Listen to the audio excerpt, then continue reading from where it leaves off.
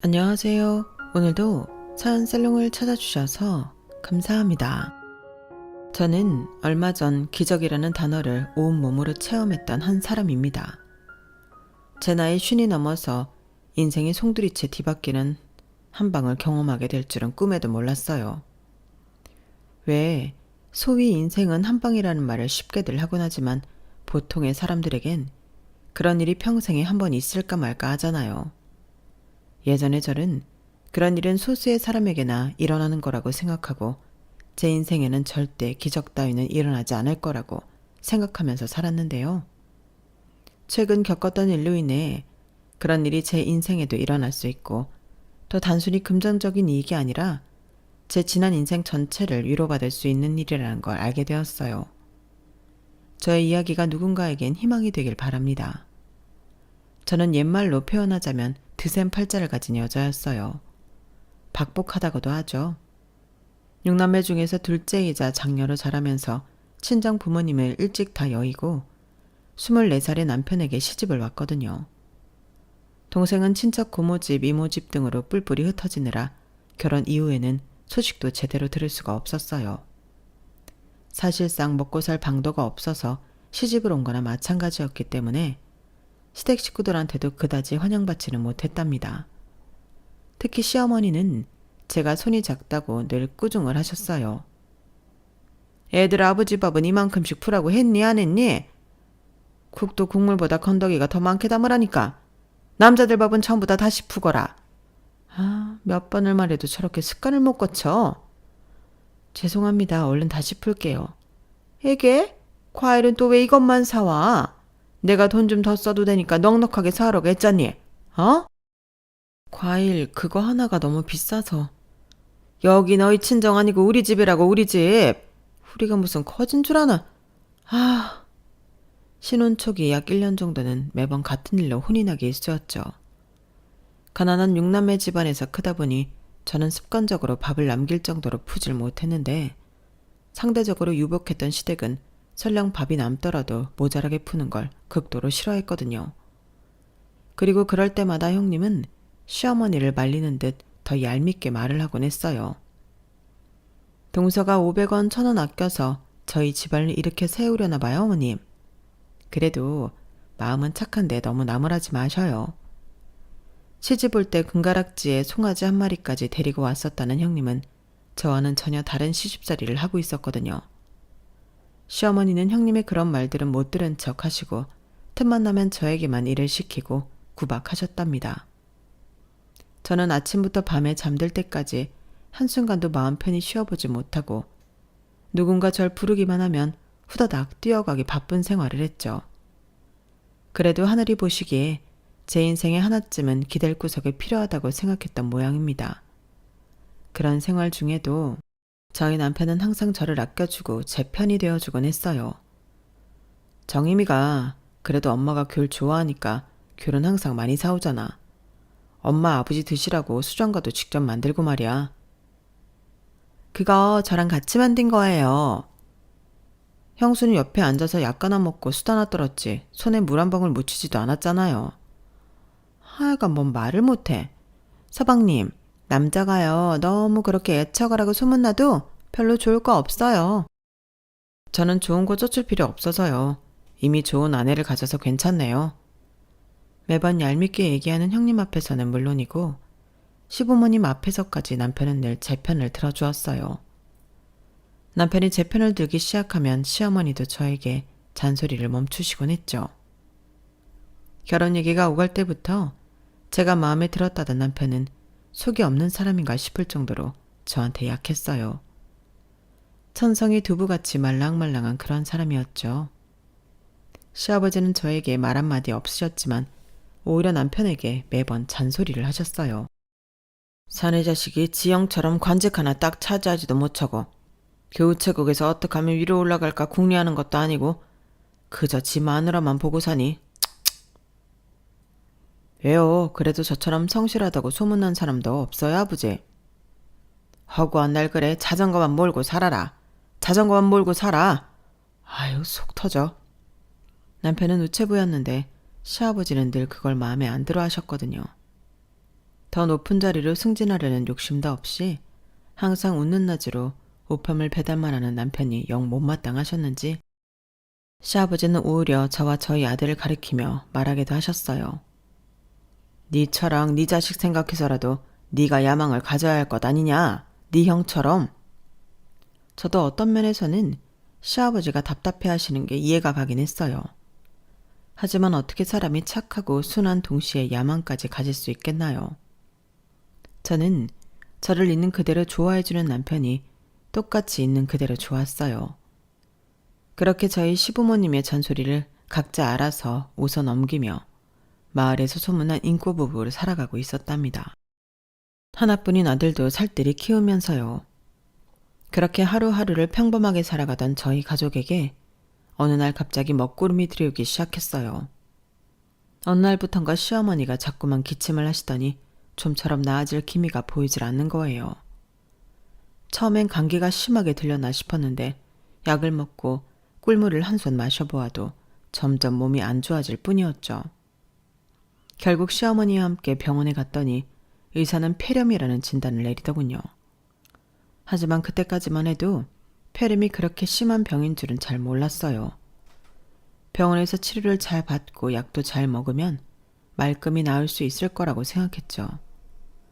저희의 낙관적인 생각과는 다르게 시어머니의 병세는 자꾸 나빠지기만 했습니다. 그런데도 시어머니는 손수건을 얼굴에 두르고 자꾸만 하던 집안일을 계속하려고 하셨어요. 어머님, 제가 알아서 잘할 수 있다니까요. 이제 어머니가 말씀하시는 거 전부 달달 외우고 있잖아요. 아니면 제가 다 해놓고 어머님께 검사만 받을게요. 들어가서 쉬고 계세요. 이걸 너 혼자 어떻게 다 한단 말이냐? 됐다. 하루 종일 누워있어 봐야 기운만 빠지지. 내가 알아서 쉬운 것만 골라 할 테니 신경 꺼라. 라디오라도 듣고 계시지 왜요? 제가 형님께 부탁드려서 같이 할게요. 하, 차라리 걔가 똥을 끊지. 걔가 퍽이나 놀러다니는 거 멈추고 와서 널 돕겠다. 시어머니는 제가 아무리 말려도 자꾸만 방에 계시지 않고 제 옆에서 자잘한 일들을 도와주셨어요. 말로는 제가 잘하는지 감시하기 위함이라고 하시면서요. 그리고 얼마 뒤 시어머니는 결국 쓰러지셨습니다. 병원에서는 폐혈증이라고 하더군요. 왜 치료에 전념하지 않고 무리해 병을 키우냐는 의사의 타박에 형님은 곧바로 저에게 손가락질을 했어요. 동서가 자꾸 어머님 일 시키니까 그런 거 아니야. 혼자서도 할 수 있는 일을 왜 굳이 몸도 편찮으신 어머님이랑 같이 하려고 하는 거야? 형수야말로 집안에서 설거지 한 번이라도 도운 적이 있어요? 하루 종일 집에서 가족 뒤치다거리만 하고 있는 사람한테 뭐라고 하기 전에 형수나 밖으로 그만 싸돌아다녀요. 시의원 조카 돌잔치 같은 데나 기웃거리지 말고. 야, 네 형수한테 무슨 말버릇이야? 네 형수가 그렇게 싸돌아다니는 게 나 내조하는 거야 임마. 웃기지 마. 그래서 형이 사장직을 달기랬어? 부장직을 달기랬어? 제 여기 말 틀린 거 하나 없다. 큰애가 걸레 한 번을 제대로 빨아봤냐? 그래. 옆에 내가 돼서 허구한 날 남의 잔치 뒷공무니만 따라다니면 실속이라도 있어야지. 네 목까지 살림해주는 둘째한테 고맙다고는 못할 망정 사 때리지나 하고 있으니 그딴 심부리가 남의 콩고물도 제대로 못 받아먹는 거다. 시아버지가 처음으로 남편 편을 들어주더군요. 형님 부부는 아무 말도 못하고 귀까지 시뻘게 주고 말았어요. 남편은 자기가 퇴근하면 집안일을 돕겠다며 시어머니한테는 치료에만 전념하시라고 신신당부를 했죠. 시아버지는 형님더러 넌 안 도울 거냐? 라며 눈치를 주셨고 형님은 입을 삐죽거리면서 마지못해 알겠다고 대꾸했어요. 그날 이후로 형님은 그래도 2, 3일에 한 번은 집구석에 붙어 있으려고 노력했어요. 집에 있는 날이면 제가 요리를 할 때 옆에서 간을 봐준다는 명목으로 음식만 주워 먹거나 제가 설거지를 후다닥 마치면 그릇을 찬장에 정리하는 등의 행동들을 했죠. 빨래만 열심히 세탁기에 넣고 돌리면서 하루 종일 소파에 누워 홈쇼핑 채널만 보기도 했어요. 저는 형님이 집에 있겠다고 한 순간부터 집안일을 도와줄 거란 기대도 안 했기에 방해하지 않는 것만으로도 감사했네요. 저는 집안일을 하는 것 외엔 전부 시어머니 간병만 했습니다. 시어머니는 딱 반년을 더 사시고 가셨어요. 가시기 2달 전부터는 말하기도 어려워하시면서 자꾸만 제 손을 붙들고 신신당부를 하셨답니다. 시어머니가 가고 나면 반드시 이 집을 나가서 살라고요. 재혁이랑 나가 살아. 나가. 재민이네 부부 옆에 있으면 니들만 죽을 때까지 손해야. 알겠어요, 어머님. 말씀 그만하시고 얼른 쉬세요. 재민이네는 돈에만 영원히 팔린 애들이야. 이미 꼭 나가거라. 네, 어머님, 꼭 나가서 살게요. 그러면서 시어머니는 저에게 몰래 금가락지 4개를 건네주셨어요. 집 구할 때 보태라면서요. 아무한테도 말하지 말라고. 제 손을 계속 꽉 붙잡고 말씀하시던 시어머니는 그렇게 마지막까지 둘째 아들을 걱정하시다가 가셨습니다. 시어머니의 유품을 정리하고는 저는 고민 끝에 남편에게 금가락지를 보여주며 시어머니의 말을 전달했어요. 남편은 잘 알겠다며 자기가 돈을 더 모아보겠다고 얘기해 주었죠. 금가락지 4개만으로는 집을 구할 수는 없으니 남편이 어떻게든 일을 더 해서 돈을 마련해 보겠다고요. 그리고 남편은 그때부터 전과는 완전히 달라진 태도로 일을 하기 시작했어요. 공휴일에도 나가서 일을 하고 밤늦게까지 해야 할 일이 있으면 전부 도맡아 하기 시작했죠. 성실하고 인망도 좋던 남편이 눈에 불을 켜고 일을 하기 시작하자 직급도 오르게 되었고요. 그런 남편의 모습에 시아버지가 참 흡족해 하셨답니다. 저도 가만히 있을 수는 없었기에 동네에서 상일이라도 조금씩 받아와 일을 하기 시작했어요. 그런 저희를 보고 아주버님과 형님이 갑자기 돈귀신이 붙었냐며 놀리는 소리를 해도 저희 부부는 입을 꼭 닫고 조용히 돈을 모았죠. 겉으로는 아들이 학교 가면 뒷바라지를 해줘야 하지 않겠냐는 말만 반복하면서요. 그렇게 한결같이 일하며 몇 년이 흘렀습니다. 어느덧 저희 아들도 무럭무럭 자라 걷고 뛰고 학교도 가는 청소년이 되어갈 무렵이었어요. 당시 저희 부부는 조금만 더 돈을 모으면 내년, 내후년에는 나가서 살 수 있을 거라는 희망이 차오른 상태였습니다. 남편은 틈틈이 동네에 빈집이 나왔다고 하면 이것저것 자세히 알아보고는 저에게 와서 말해주곤 했어요. 이번에 나온 집은 어디에 있고 어떤 집이라서 금액이 얼마고 하는 얘기들을요. 어느 동네가 괜찮은지 우리 아들이 다닐 중학교가 어디가 좋을 건지 하는 얘기들도 말이에요. 그렇게 저희가 매일같이 부푼 꿈을 안고 잠들던 어느 날이었어요. 제 박복한 팔자가 제 행복을 시샘이라도 하듯 인생을 송두리째 뒤흔들어 버리더군요. 살이 애는 듯이 춥던 어느 겨울날, 남편은 밤 늦게까지 야근을 해야 한다며 저에게 전화를 걸어 먼저 자고 있으라고 했어요. 남편의 전화를 받고 조심히 오라는 안부 인사를 건넨 뒤 저는 잠에 들었죠. 그런데 새벽 4, 5시쯤 번쩍 눈을 떠보니 옆자리가 여전히 비어있는 거였어요. 운기가 전혀 없는 게 이상했던 저는 집안을 샅샅이 뒤져보았는데요. 남편이 들어온 흔적이 하나도 없는 겁니다. 불안한 마음에 남편 사무실로 전화를 걸어보아도 아무도 전화를 받질 않았고요. 불길한 직감에 저는 일단 급하게 외투만 챙겨 입고 남편의 사무실 쪽으로 걷기 시작했어요. 설마 사무실 안에서 잠들었겠지 하는 마음으로 종종 걸음을 걷던 저는 비탈길에서 쓰러져 있는 남편의 자전거를 보고 심장이 쿵 떨어지는 것만 같았습니다. 정신없이 주변을 둘러보며 남편을 찾았죠. 남편은 비탈길에서 옆으로 새어있는 골목길 전봇대 밑에 쓰러져 있었어요. 저는 남편의 모습을 발견하자마자 미친 사람처럼 그 주변 대문이란 대문은 미친 듯이 두드리기 시작했죠. 여기 119 좀 불러주세요. 사람이 쓰러졌어요. 구급차 좀 불러주세요. 제 찢어질 듯한 비명에 놀라 사람들이 하나둘씩 창문 밖으로 고개를 내밀기 시작했고 몇몇 사람이 즉시 신고를 해주었어요. 그리고 남편을 안고 있는 저에게 다가와 무슨 일인지 살펴보기도 했죠. 저는 울면서 계속 병원에 데려다 달라는 말만 반복했는데 한 아저씨가 착 가라앉은 소리로 절 달래더라고요. 이보세요. 이미 늦었어요. 정신 좀 차려보세요. 이거 참. 나중에 들었는데 제가 남편을 발견했을 때 이미 남편은 맥박이 뛰지 않는 상태였다고 해요. 그 아저씨가 남편의 맥을 짚어보고 저에게 그런 말씀을 하신 거였던 거죠. 하지만 당시엔 제가 너무 정신이 없어서 그 아저씨의 말을 이해하지 못했었어요. 남편과 앰뷸런스를 타고 병원으로 이동한 뒤 남편은 곧바로 사망 판정을 받고 시체 안치실로 이동했습니다. 저는 병원 관계자들의 안내를 하나도 듣지 못하고 주저앉아서 울기만 했어요. 조금 뒤에 소식을 들은 가족들이 헐레벌떡 달려와 저 대신 절차를 진행해 주었죠. 평소 무뚝뚝하시기만 하던 시아버지가 제 한쪽 팔을 붙들고 계속 저를 챙겨주셨어요. 지금 생각해보면 시아버지도 크게 놀라셔서 손끝이 파랗게 식었던 것 같네요. 그럼에도 시아버지는 장례식 절차를 모두 마칠 때까지 절 챙겨주셨습니다. 덕분에 정신없는 와중에도 조문객들에게 너무 예의 없지 않게 상주 노릇을 할 수 있었던 것 같아요. 남편이 떠난 뒤 저와 제 아들은 한동안 얼굴에서 그림자가 사라지질 않았어요. 아직 중학생인 아들을 봐서라도 제가 힘을 내고 싶었는데 좀처럼 그게 잘 되지가 않더군요.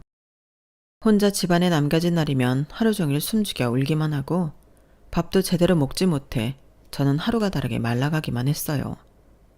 집안일도 전처럼 제대로 할 수도 없어 매번 아주버님과 형님의 짜증을 들어야만 했고요. 동서, 요즘 빨래 대충 해? 저번에 여기 와인 자국 났으니까 손빨래로 제대로 얼룩 지우라고 했잖아. 동서, 사람이 얘기하는데 어딜 보는 거야? 아, 진짜 짜증나 죽겠네. 정신 좀 차려. 아이씨, 이게 찌개야 국이야. 이걸 지금 먹으라고 내놓은 거야? 엄마가 있을 때는 좀 하는 것 같더니 엄마가 쉰 지 얼마나 됐다고 벌써부터 빠져가지고 이딴 식으로 요리하는 거야. 밥상에 수저 하나 제 손으로 올려본 적도 없는 주제에 입 다물어라. 국이 많으니 밥이랑 먹기도 좋구만 뭐가 불만이야? 먹기 싫으면 넌 나가서 먹어라. 아주버님과 형님이 저에게 볼멘 소리를 할 때엔 시아버지가 늘 나서서 제 편을 들어주시곤 했어요. 속으로는 너무 감사했지만 당시엔 제가 감사하다는 표현도 잘 못하고 그저 미련하게 입만 꾹 닫고 앉아 있었네요. 그런 시간이 몇 주 지났을 무렵 저는 어느 날 의외의 전화를 한 통 받게 되었어요.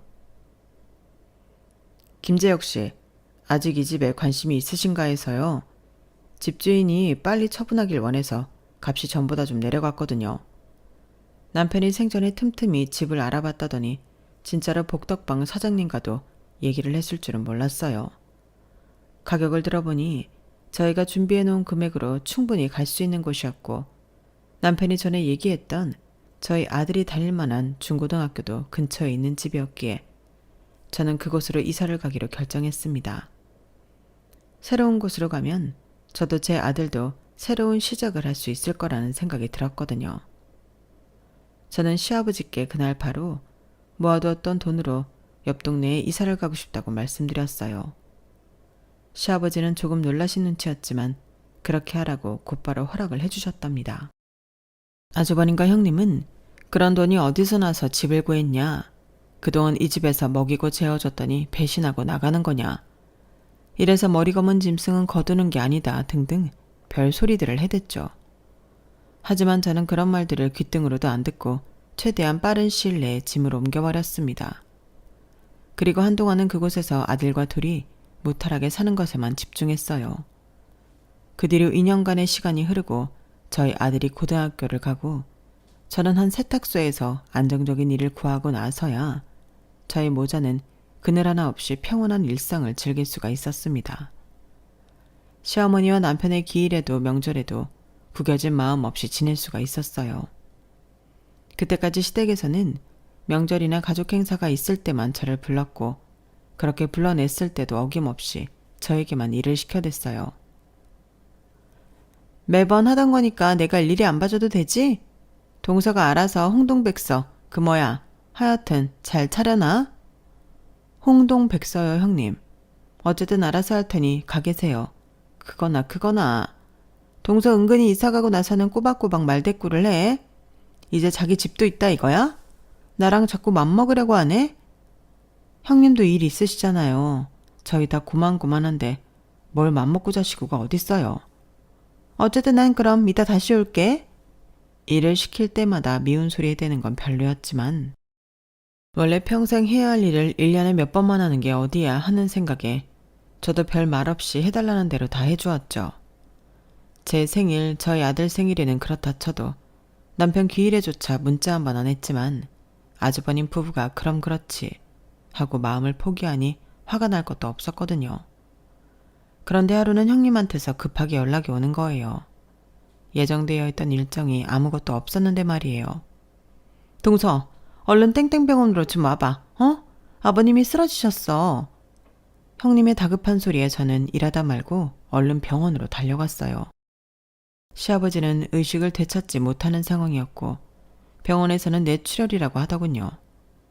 TV를 볼 때는 뇌출혈이란 단어를 하도 많이 들어서 그렇게까지 심각한 병인 줄 느끼지 못하고 있었는데요. 그런데 한참 뒤에 깨어나신 시아버지를 보고 저는 가슴이 철렁할 만큼 깜짝 놀랄 수밖에 없었어요. 그 정정하시던 시아버지가 한순간에 걷지도 말하지도 못하게 되는 걸 보고 조금만 늦었으면 그대로 사망하실 뻔했다는 의사의 말을 제대로 실감할 수 있었죠. 치료를 아무리 받아도 시아버지는 끝내 완전히 회복을 못하셨고 휠체어 생활을 하게 되셨어요. 오른쪽 팔과 얼굴을 마음대로 가누질 못해 식사조차 힘든 상황이었죠. 누군가의 간병이 필수적으로 필요한 상황이 되자 아주버님 부부는 서둘러 절 불러 앉혀놓더군요. 재수씨가 그동안 우리 집안에서 먹고 자고 숙식 해결하면서 모아두었던 돈으로 지금까지 잘 살아왔던 거 우리가 알면서도 딴소리 안 한 거 알죠?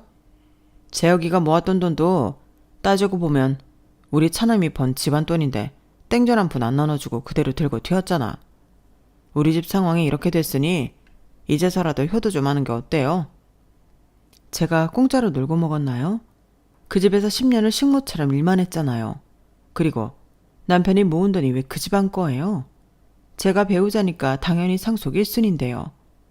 아주버님이랑 형님이 이렇게 저 앉혀놓고 미운 소리 안 해도요. 저는 당연히 두 분이 간병을 할 리가 없다는 거 잘 알고 있어요. 당연히 제가 할 몫인 거 알고 있었다고요. 그런데 왜 말씀을 그런 식으로 하세요? 처음으로 제가 아주버님의 말에 맞는 소리를 대꾸하자 아주버님은 당황한 듯 말을 못했어요. 그러자 옆에 있던 형님이 아주버님 어깨를 툭툭 치면서 절 흘겨보며 말했죠. 이거 봐. 동서가 혼자 살더니 이제는 우리랑 아주 맘먹으려고 든다니까? 내가 저번에 얘기했지? 맘먹고 자시고가 어딨어요.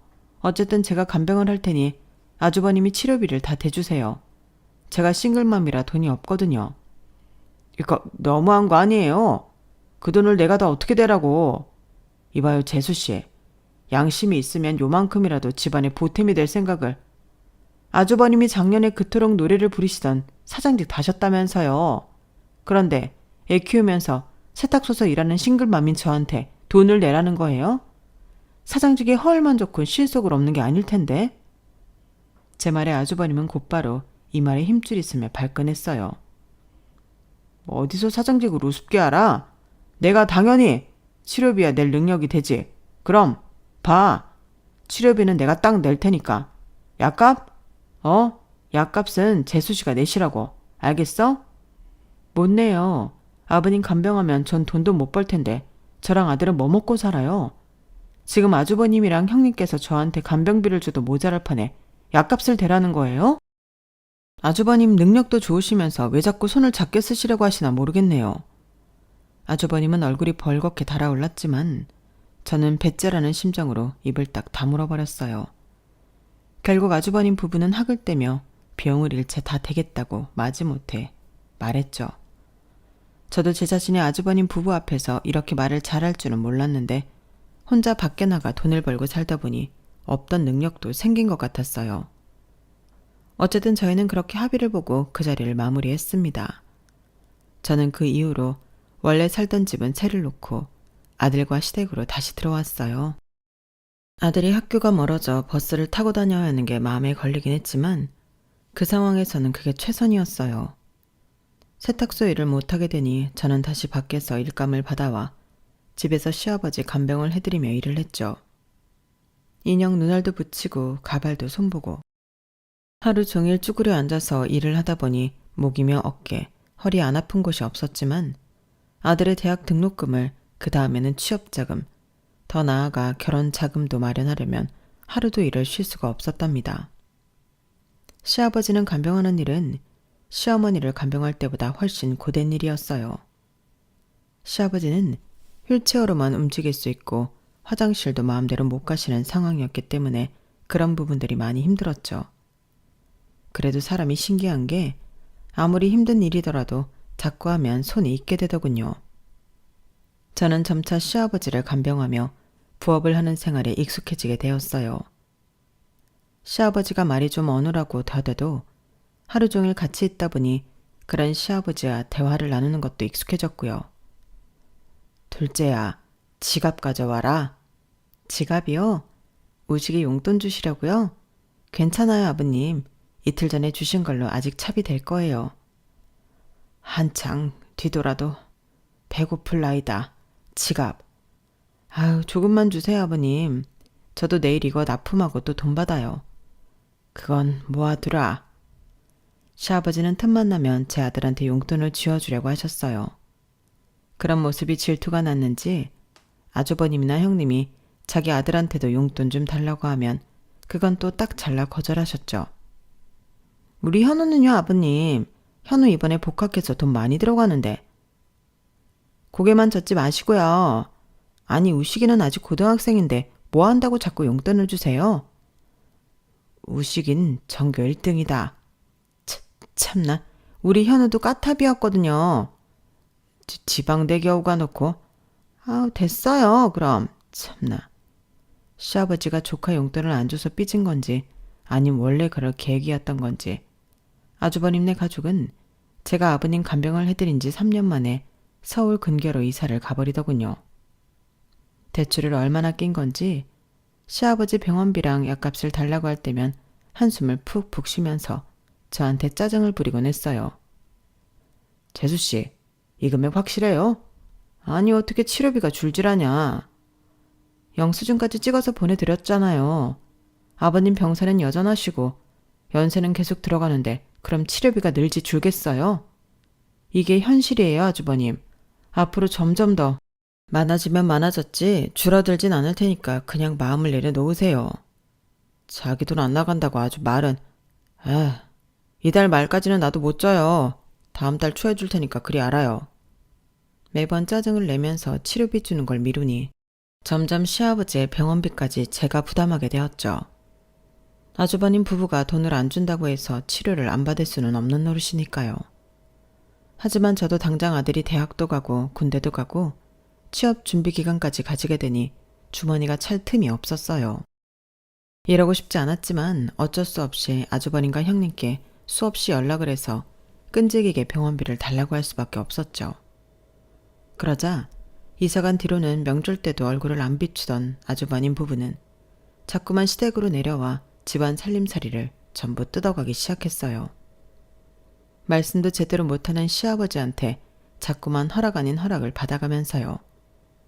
아버지, 나 이거 가져가요. 아버지 이제 이거 쓸 일 없으시잖아요.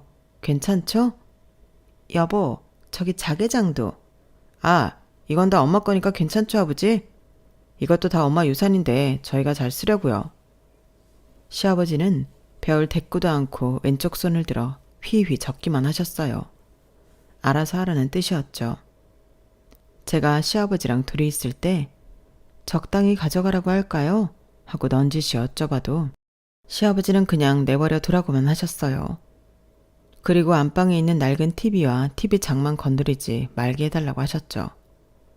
저기 형님, 아버님이 다른 건 다 가져가셔도 안방에 있는 TV랑 TV 장은 가져가지 말라고 하셨어요. 아, 저거? 저거야 뭐 어디다 팔기도 좀 그래. 저건 안 가져갈게. 형님은 안방 안을 쓱 둘러보더니 코웃음을 치며 알겠다고 하더군요. 그렇게 시아버지를 간병하는 10년 동안 시댁 살림은 점점 횡하니 없어지고 말았어요. 처음에는 그러려니 하던 저도 점점 아주버님 부부의 만행이 심해지는 걸 보고 치가 떨리더라고요.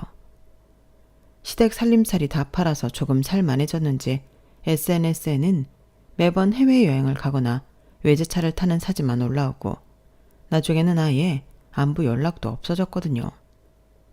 그 꼴을 보자니 속에서 천불이 올라오는 것 같아 저도 아주버님 부부의 SNS는 쳐다도 보질 않았네요. 하루아침에 쓰러져 건강을 다 잃으셨던 시아버지는 저희 곁에서 꼭 10년을 더 사시고는 시어머니 곁으로 떠나셨어요.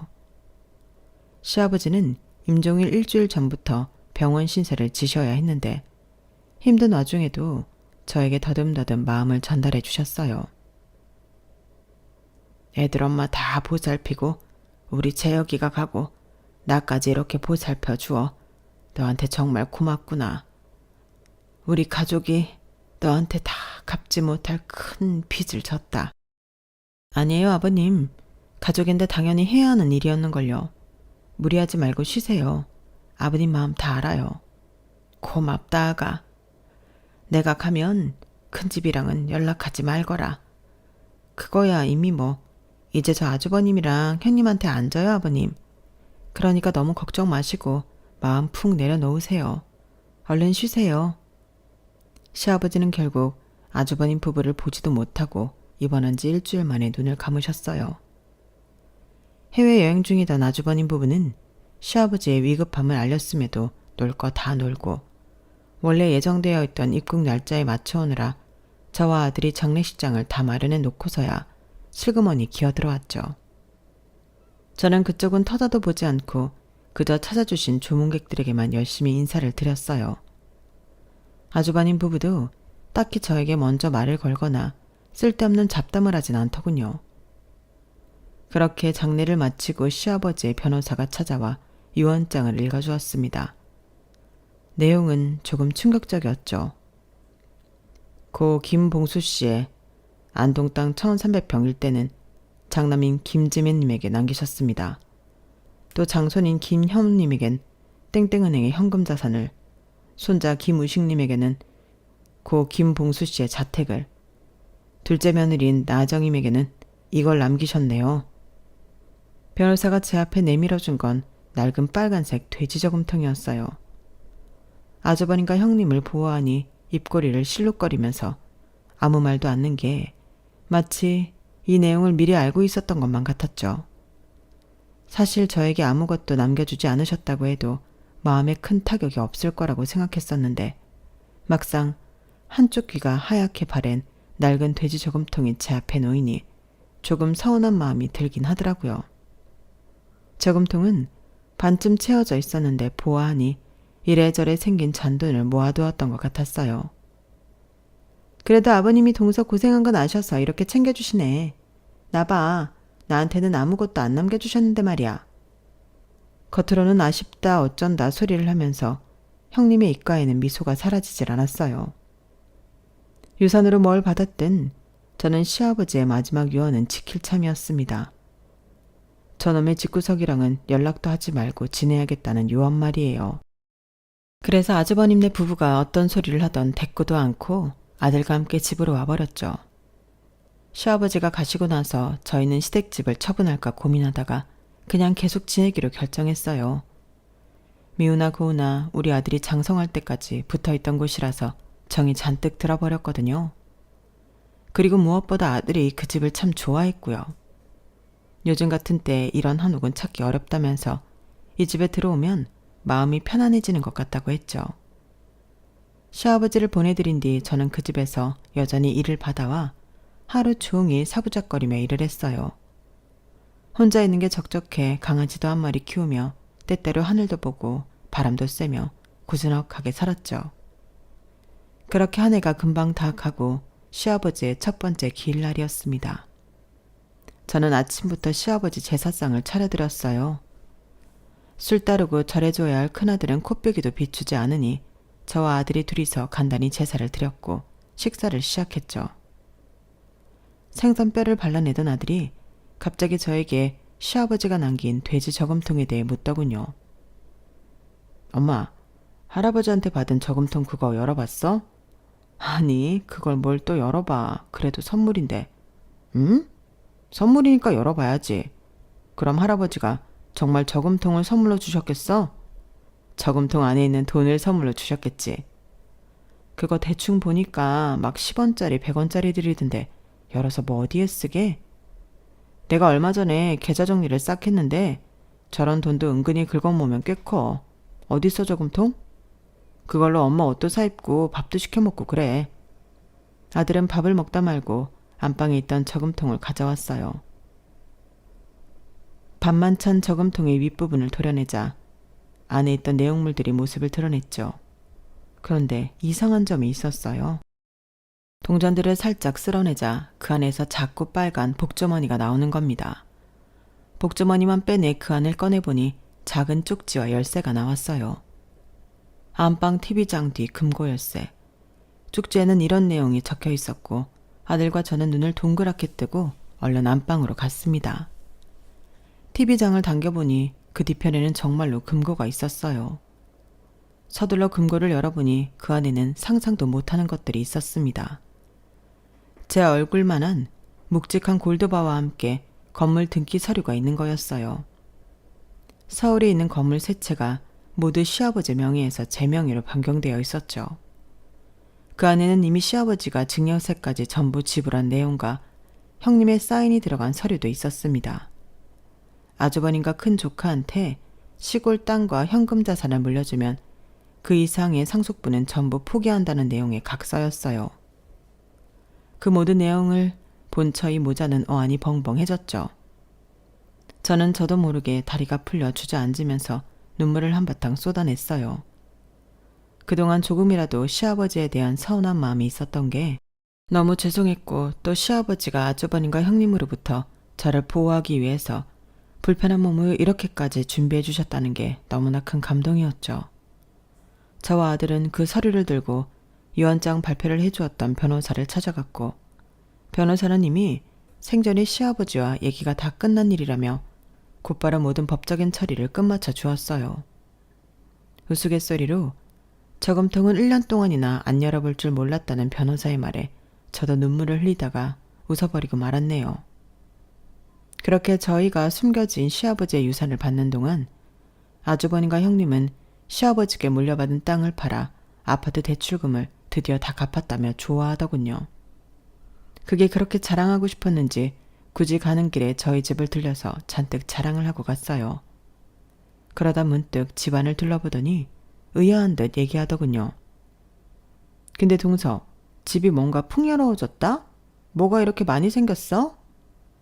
예전에 형님이랑 아주버님이 전부 빼갔던 살림살이 다시 채운 것 뿐이에요. 이거 원목이야? 이렇게 비싼 걸 동서가 어떻게 사?